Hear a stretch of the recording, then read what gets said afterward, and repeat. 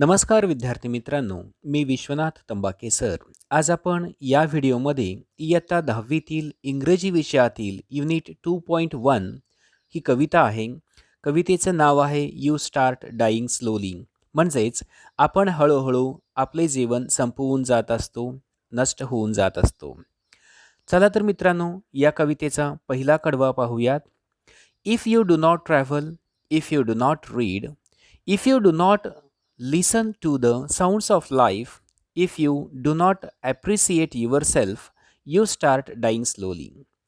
या कवितेमध्ये कवी आपल्याला आयुष्य भरभरून का व कसे जगले पाहिजे याविषयी मनोगत व्यक्त करतात आणि सांगतात.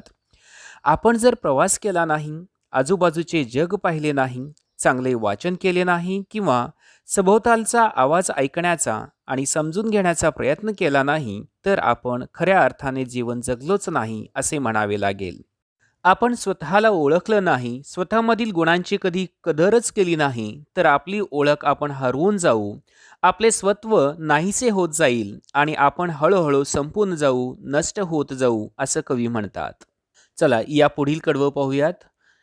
When you kill your self-esteem, when you do not let others help you, you start dying slowly.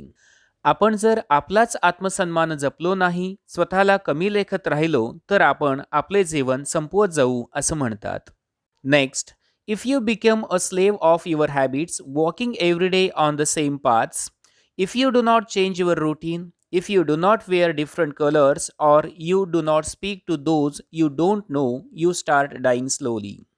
इतरांनी पुढे केलेल्या मैत्रीचा, मदतीचा हात आपण अवेरत राहिलो, नकारत राहिलो आणि आपण हळूहळू संपत जाऊ, नष्ट होत जाऊ. आपल्या नकळत आपण सवयींचे गुलाम बनत राहिलो आणि त्यांची जाणीव होऊन सुद्धा रोजच्या दिनक्रमामध्ये आपण कधीच बदल केला नाही, तर आपले आयुष्य आपण निरस होत जाईल आणि आपण एकाकी जगत राहू. कधी वेगवेगळे रंग परिधान केले नाहीत, नवे रूप धारण केले नाही, ठराविक आवडीनिवडीच्या बंदिस्त चौकटीतून स्वतःला जर आपण मुक्त केलं नाही किंवा अनोळखी लोकांशी कधी संवाद साधला नाही, तर आपण हळूहळू संपत जाऊ किंवा नष्ट होत जाऊ असं कवी या कडव्याच्या माध्यमातून सांगतात. Next, if you avoid to feel passion and their turbulent emotions, those which make your eyes glisten and your heartbeat fast, you start dying slowly. या कडव्यातून कवी सांगण्याचा प्रयत्न करतात की मनातील उत्कट भावनांना जर आपण मुक्तपणे व्यक्त होऊ दिलं नाही, त्यांचा आनंद दिला घेतला नाही, तर आपल्या भावनांना आपण बोथट करत जाऊ. क्षणार्धात डोळ्यात चमक आणणाऱ्या किंवा हृदयाचे ठोके वाढवणाऱ्या सुखद भावनांचे हिंदोळे जर कधी अनुभवले नाहीत, तर आपण हळूहळू संपत जाऊ, नष्ट होत जाऊ. आता यानंतर शेवटचं कडवं पाहू. If you do not change your life when you are not satisfied with your job or with your love, if you do not risk what is safe for uncertain, if you do not go after a dream, if you do not allow yourself at least once in your lifetime, you run away from sensible advice. हाती असलेल्या कामातून जर आनंद, समाधान मिळत नसेल किंवा जोडीदारांच्या नात्यातील प्रेम हरवत चालले असेल, असं जर वाटत असेल, तर आपण आपल्या जीवनातील आनंद नष्ट करत आहोत असं समजायचे. आणि तरीही आपण जर आयुष्य तसेच निरीच्छितपणे रेटत राहिलो, आयुष्य सुकर व्हावे यासाठी काही प्रयत्न केले नाही, तर आपण खऱ्या अर्थाने जीवन जगलंच नाही असे म्हणावे लागेल.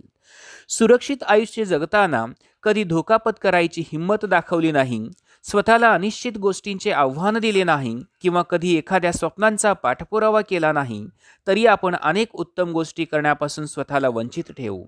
म्हणून कवी सुचवतात की आयुष्यात किमान एकदा तरी स्वतःच्या समंजस शहाण्या मनाला उपदेशाच्या नियमांच्या बंधनातून मुक्त करावे आणि आपले आयुष्य भरभरून जगण्याचा अपरिमित आनंद लुटत राहावा आणि आपलं जीवन आनंदी जगण्याचा प्रयत्न करावा असं कवी सांगतात. या कवितेचा पुन्हा एकदा सारांश पाहू. आपणा सर्वांच्या आयुष्यात खूप मनोरंजक गोष्टी घडतात. जीवनाच्या प्रत्येक क्षणाचा आनंद आपण घेतला पाहिजे. आपण सदैव आनंदी व आव्हाने पेलण्यास सतर्क राहिले पाहिजे. कवीने या कवितेमध्ये विविध वास्तविक उदाहरणांचा दाखला देऊन जीवन किती सुंदर आहे हे सांगितलेलं आहे. तसेच काही वाक्यांच्या सुरुवातीला इफचा प्रभावीपणे वापर करण्यात आलेला आहे.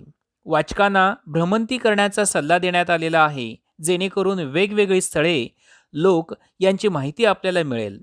तसेच वेगवेगळ्या ठिकाणांची संस्कृती व जीवनमान यांचीही ओळख पर्यटन व भ्रमंती केल्यास होते, असे कवी वाचकांना सांगतोय. त्याचबरोबर वाचन ही एक चांगली सवय आहे. वाचनाने व्यक्ती शहाणी व परिपूर्ण बनते. आपण जीवनाचे विविध ध्वनीही श्रवणही ऐकले पाहिजेत. जीवन खूप सुंदर आहे. जीवन आपणास वेगवेगळ्या प्रकारचे अनुभव देते. म्हणूनच आपण सर्वांनी जीवनाचा आस्वाद घेतला पाहिजे. जीवनाविषयी तक्रार करता कामा नाही. आपण नेहमीच जीवनातील आव्हाने पेलण्यास तत्पर व सज्ज राहिले पाहिजे, असंही कवी सांगतात. बऱ्याच व्यक्ती स्वतःच्या क्षमतेबाबत प्रश्नचिन्ह निर्माण करत असतात. स्वतःला कमी लेखत असतात. कवी अशा व्यक्तींना सल्ला देतो की आपण स्वतःमधील चांगल्या गुणांचे कौतुक करायला हवे. थोडक्यात पहिल्या कडव्यातून असे सांगण्यात आलेले आहे की जर आपण भ्रमंती, वाचन, जीवनाचा आस्वाद या स्वतःच्या गुणांचे कौतुक नाही केले तर आपण आपल्या भविष्यकालीन आनंदाला मुकत आहोत असं समजावं. कवी असा सल्ला देतो की आपण आपल्या सवयींचे गुलाम बनता कामा नये. आपण वेगवेगळ्या गोष्टी अंमलात आणाव्यात. एखादी गोष्ट वारंवार करणे हे खूप कंटाळवाणे ठरते. आपण आपल्या दैनंदिन गोष्टीतून थोडीशी उसंत घ्यायला हवी. त्या गोष्टी दररोज करून त्यात नाविन्य राहत नाही. त्यामुळे ज्या गोष्टीपासून आपल्याला आनंद मिळतो त्या करायला आपण हव्यात. विविध रंगाची वस्त्रे आपण परिधान करायला हवेत. वस्त्रांमुळे आपले व्यक्तिमत्व खुलते. आपण मैत्रीपूर्ण व मनमिळावू असले पाहिजे. ज्या व्यक्तीशी आपला परिचय नाही त्यांच्याशी आपण संवाद साधायला हवा. तिसऱ्या कडव्यातून आपणास असा संदेश मिळतो की आपण आपल्या सवयींचे गुलाम बनता कामा नाही. वेगवेगळी वस्त्रे आपण परिधान करायला हवे. दैनंदिन कामात बदल केला पाहिजे आणि त्याचबरोबर अपरिचित व्यक्तींशी संवाद साधला पाहिजे. या गोष्टी तुम्ही जर करत नसाल तुम्ही आपल्या भविष्यातील आनंदाला मुकत आहात असं कवी म्हणतो. आपण अशा गोष्टी करायला हव्यात की त्यातून आपल्याला आनंद व समाधान मिळेल. ज्या गोष्टी आपणास आनंद देतात त्याकडे आपण दुर्लक्ष केले तर जीवनाचा आस्वाद आपण घेऊ शकणार नाही. भावभावनांचा अनुभव आपण घेतला पाहिजे. ज्या गोष्टीमधून आपले डोळे सुखावतात व चकाकतात त्या गोष्टी आपण केल्या. शेवटच्या कडव्यामध्ये कवी सांगतात की विद्वान व्यक्तींच्या सल्ल्यापासून आपण दूर जाता कामा नये. विद्वान व्यक्ती कल्याणकारी उपदेश करत असतात. जर आपण त्यांच्या उपदेशापासून दूर जात असू तर आपण आपल्याच भविष्यकालीन आनंदापासून मुकत आहोत असं आपण समजावं.